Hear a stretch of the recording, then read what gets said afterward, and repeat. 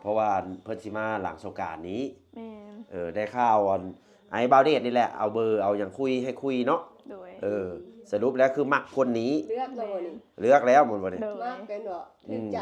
โดยบ่าวเดชก็ให้คุยหลายคนได้แม่น